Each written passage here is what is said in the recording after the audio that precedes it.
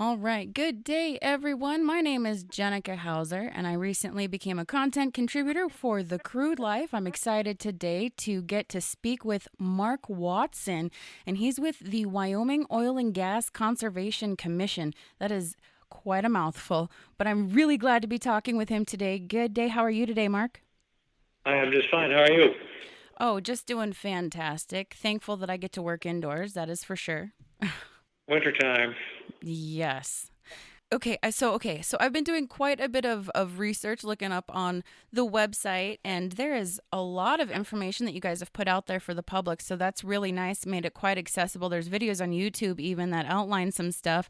So I took a lot of notes, but I wanted to kind of start with maybe you telling everyone who you are, a little bit about what you do, and we'll kind of go into what you've been up to this last year because it seems like everyone at the commission has been quite busy. Well, that's for sure. So my name is Mark Watson. I'm the um, supervisor, which is a retro name for director of the Oil and Gas Conservation Commission.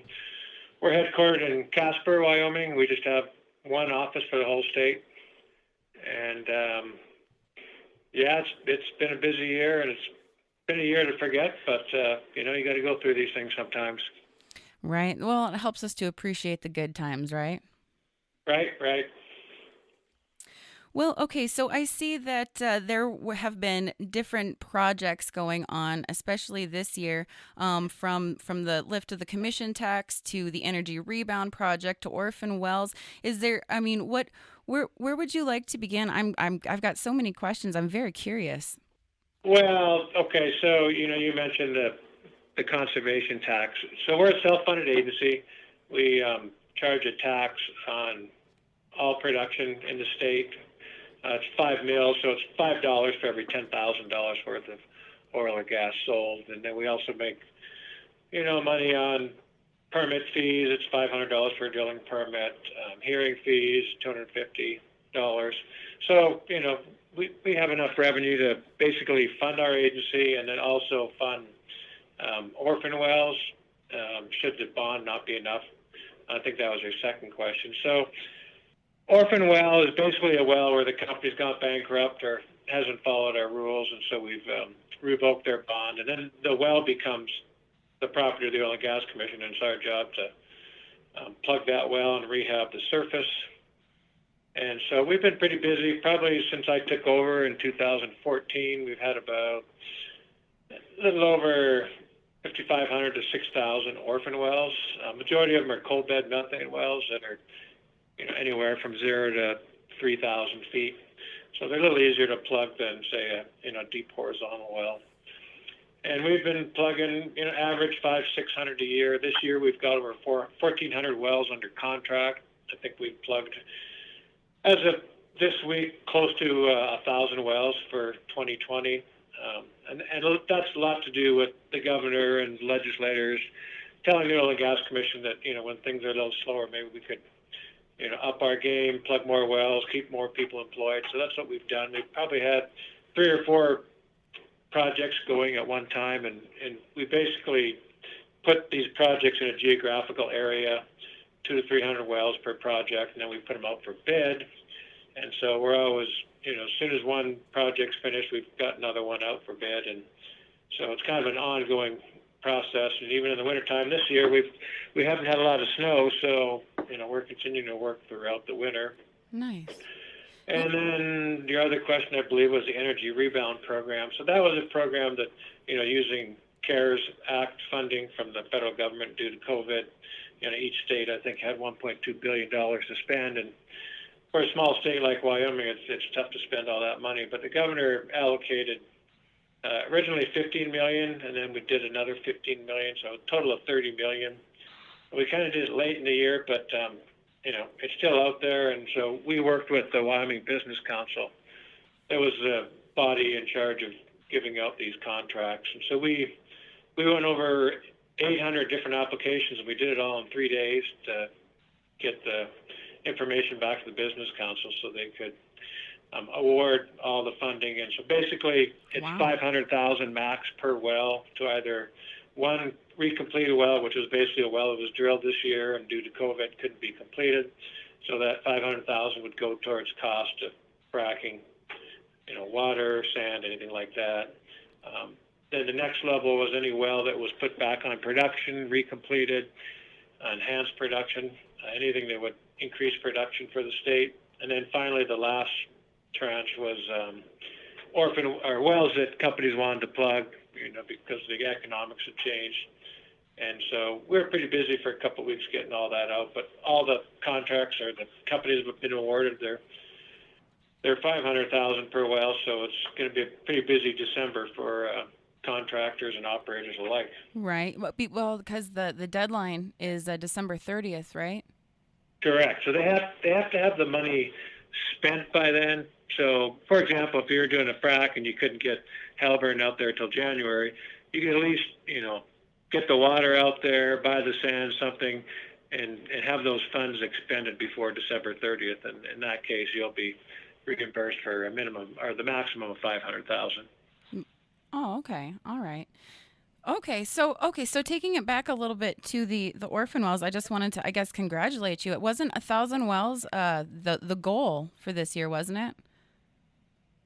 Well, originally it wasn't.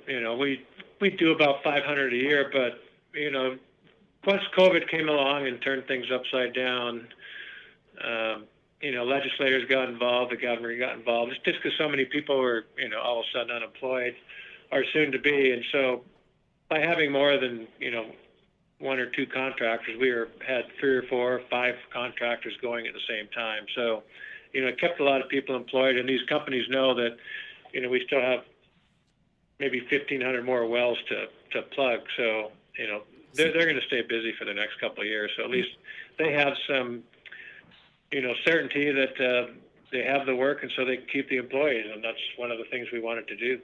Yeah, absolutely. That's something that I think a lot of people are looking into. I mean, it got pretty bad from what I hear this year. What was the low point, do you think, this year for the amount of production and the number of wells that were getting to be taken care of?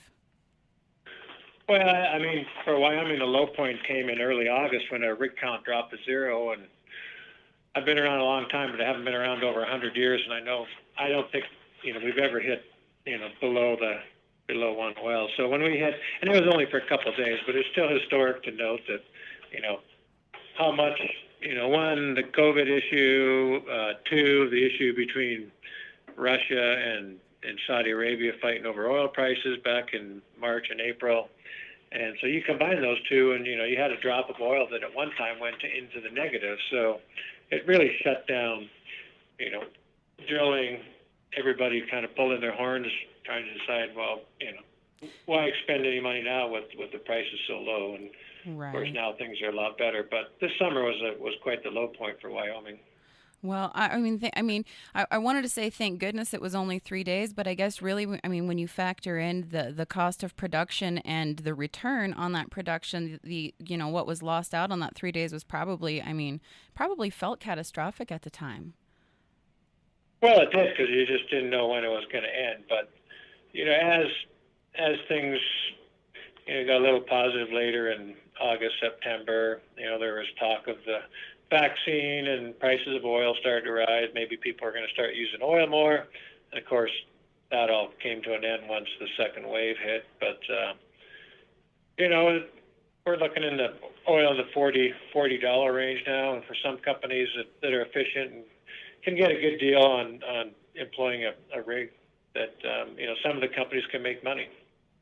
Well, that's good. What do you think the outlook is like for these companies right now? Looking into, next 3 to 6 months, next year, do you see what kind of a recovery? Oh, I think it's going to be a slow recovery. I mean, 2021 is maybe going to be a little better than 2020. I mean, at least we know what we're dealing with. But, I don't see a quick rebound. It all comes down to, when COVID is kind of put to bed, when everybody has the vaccine, when everybody starts traveling. Once you get airlines back and people traveling again, that's when we start using hydrocarbons again, and you'll start to see the price probably fall of 2021. Things will start going back up as far as oil prices, companies, getting back to work. Oh yeah, hopefully, fingers crossed for sooner. But yeah, realistically, one can hope that by fall of next year, people will be able to travel around more. I know that I guess thinking about when it comes to COVID, a lot of the regulations people are thinking kind of socially, for everyone. I wonder, however, has this really affected regulations when it comes to oil and gas production? No, not really. I mean, I don't guess I'm not quite understanding your question. I mean, did we change rules or? Okay, so I know that a lot of companies, for example, have implemented different regulations for their workers or for how things are done because of the other outlying regulations, like for socially wearing masks in public Oh, right, in right. places. I mean, how has this affected regulations when it comes to implementing things in the oil and gas industry? Yeah, I mean, like any industry, it's, wearing face masks when you go on location. Some of the companies, our field personnel couldn't even come on location until they had a COVID test. So, a lot of the companies took it pretty serious. They didn't want to, get anybody sick on the rig. They were kind of in their own little bubble. So, yeah, companies are doing everything they can to be cautious. I had heard some stuff about that. It kind of seems to me that the push against the oil and gas industry has almost coincided with the push for public focus on health. Has the environmental movement at all impacted regulations within the last year, do you think? I'd heard rumor that there might be something being, I don't know, introduced regulatory wise that would be similar to what Colorado's got going on. Well, certainly not in Wyoming. We haven't, we obviously watch Colorado because they're, right next door, but we haven't, had any ideas for implementing any new rules throughout this. I think we're just trying to get through this era, and we can worry about new regulations in the future. But as of right now, we're not thinking of changing anything. I think there'd be a lot of people happy to hear that Yes. consistency. After all, yeah, kind of makes people feel safer. And right now, everyone needs a good foundation. Right. Well, I mean, industry likes regulatory certainty. I mean, the biggest unknown for Wyoming is, a new administration coming in, and Wyoming is 50% of our oil production and 75% of our gas production comes from federal minerals. So we're obviously a little nervous about what the new administration may do as far as, maybe no new leasing, no new drilling. It's, really it's up in the air right now. It's all rumors, and so everybody's just kind of waiting to see what happens. Waiting for the final word. And I think that's kind of the nation right now, kind of holding their breath because there's a lot of things riding on what may or may not happen depending on which administration takes office. Right. Well, today's the electoral college, and we're going to assume that the new administration is the Biden administration, and so that's the one that makes why I'm a little nervous, with regards to federal minerals.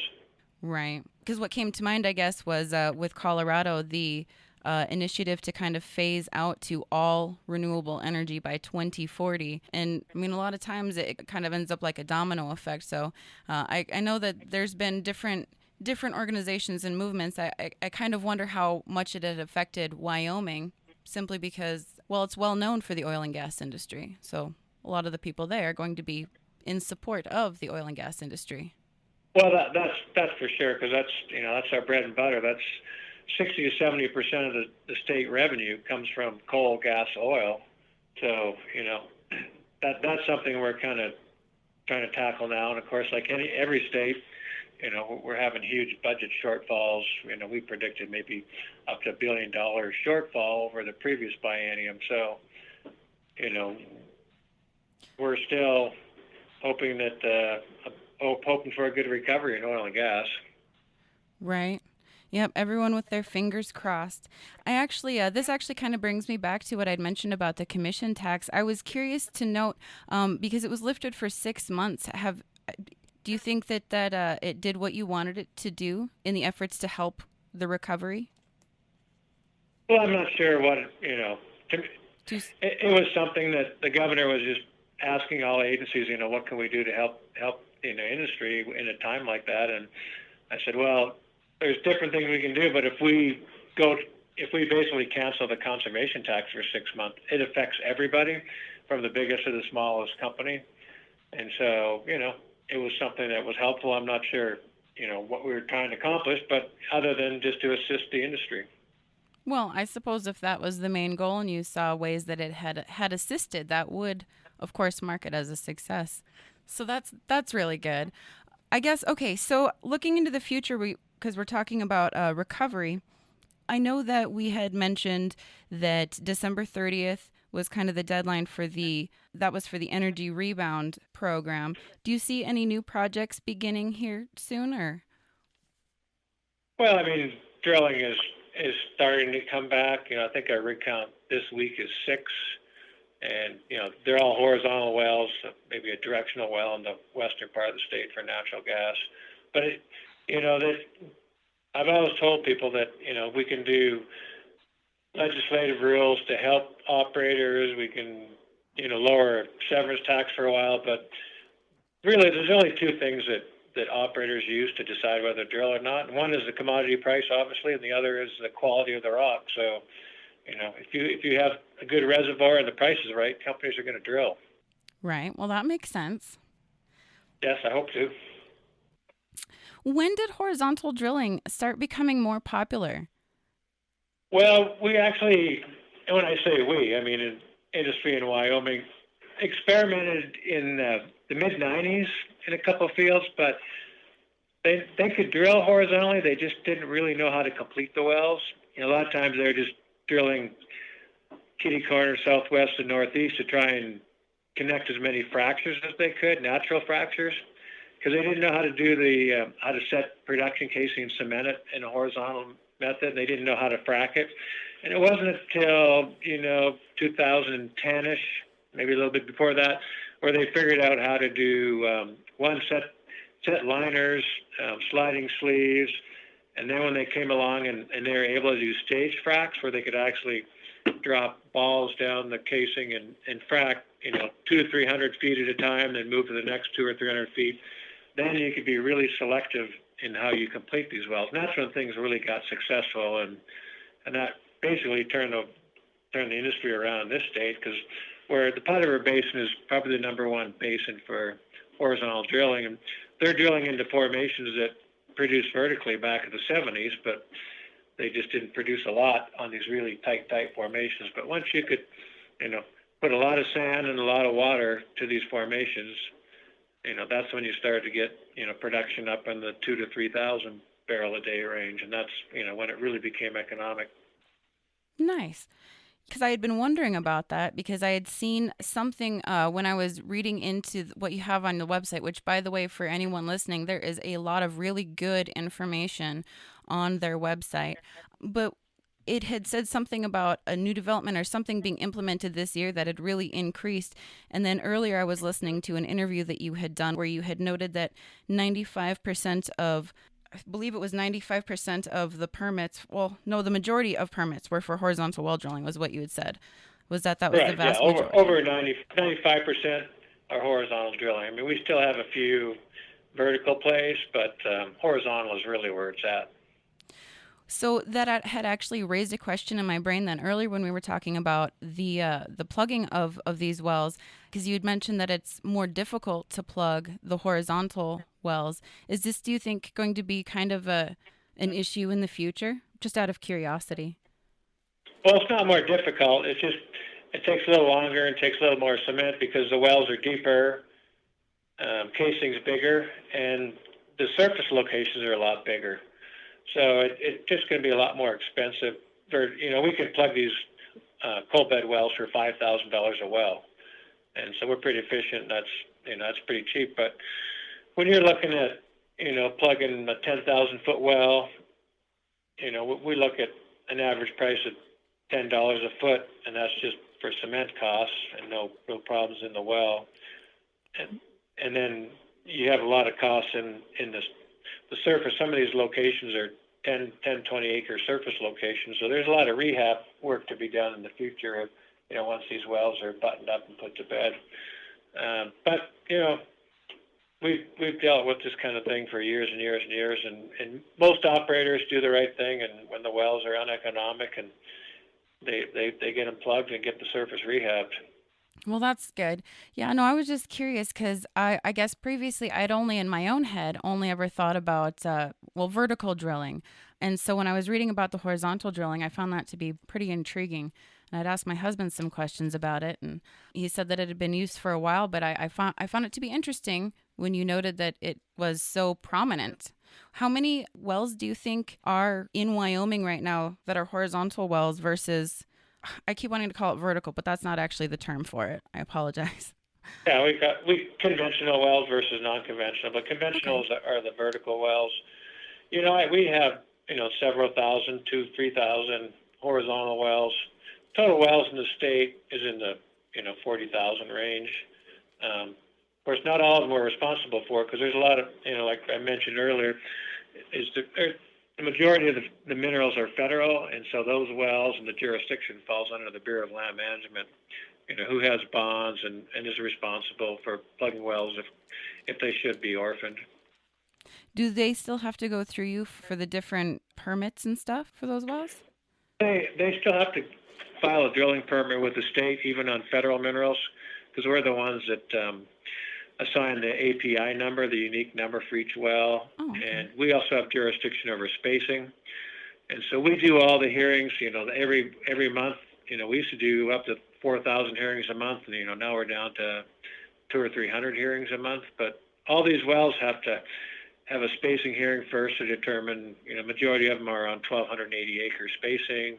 Then they can do hearings for additional wells because most horizontal wells only drain between 250 and 300 acres, so it takes several wells to completely drain the reservoir within a 1,280 acre spacing unit.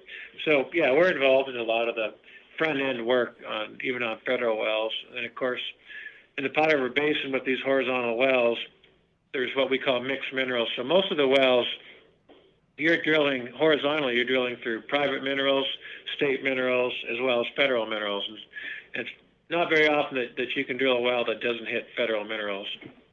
Huh. Kind of clears up a few things for me. I'm still learning quite a bit about the specifics when it comes to in the industry. So, again, really glad that I got the opportunity to talk with you today.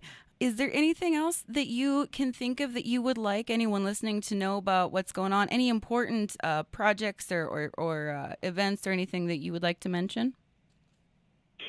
No, not really projects. It's just everybody is waiting for it's like any downturn. It's the industry is pretty resilient. They always come back. It's just a matter of how long it takes.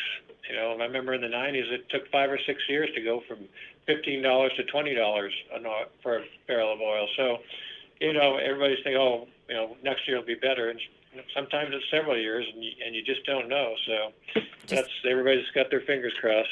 just got to go with the flow and ride it out. Yep, that's how it is.